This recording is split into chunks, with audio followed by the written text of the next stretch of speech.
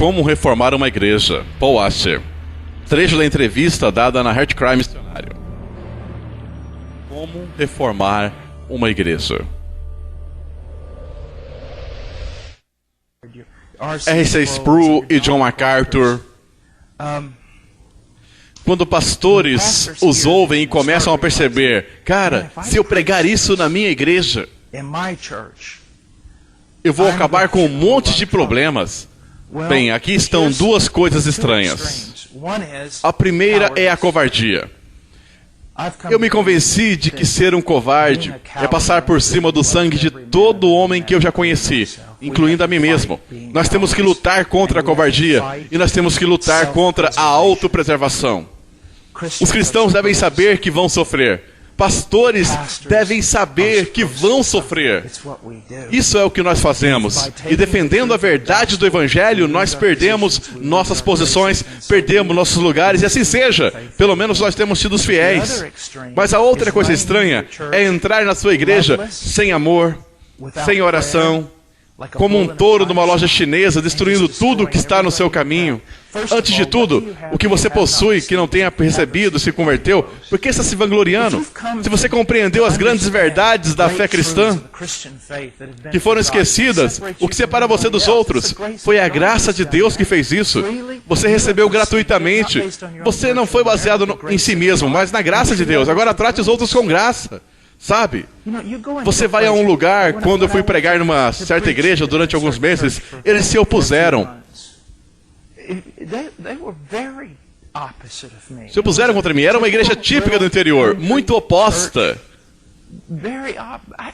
Eu não entrei ali e comecei a explodir todo mundo. Na verdade, o que eu fiz foi ensinar sobre a família quando eu entrei. Por quê?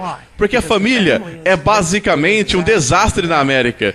Se você for a uma igreja e pregar as Escrituras, a ponto daquelas pessoas, famílias, estarem sendo curadas, então eles vão ouvir. E outras coisas que você tem a dizer.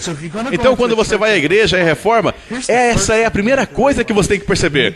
Você tem que ir devagar, você tem que ser amoroso, você tem que começar com oração. E então você tem que olhar para as necessidades daquelas pessoas e suprir essa necessidade através das Escrituras. E à medida que você está suprindo a necessidade por meio das Escrituras, como nenhum outro homem fez antes de você, então você começa a entrar e dizer outras verdades. Eles vão olhar e dizer, bem, você sabe, toda essa coisa que você nos ensinou sobre a Bíblia, elas realmente sararam nossas famílias.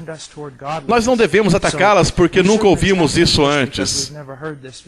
Então vamos continuar, vamos ouvi-lo por mais um tempo, porque nós sabemos o bem que as pregações dele fizeram a nós. A maioria dos homens só quer atacar imediatamente as grandes questões.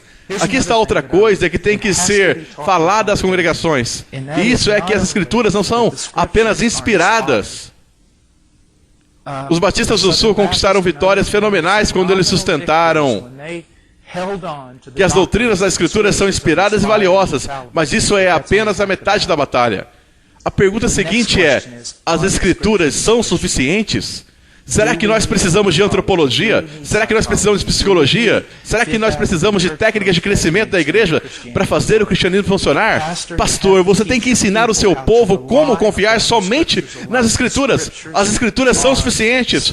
Outra coisa que o pastor precisa perceber: você está numa igreja típica na América. Você pode considerar que um grande número de pessoas, talvez a metade, talvez mais do que isso, não são convertidas. Então você tenta guiá-las às verdades espirituais.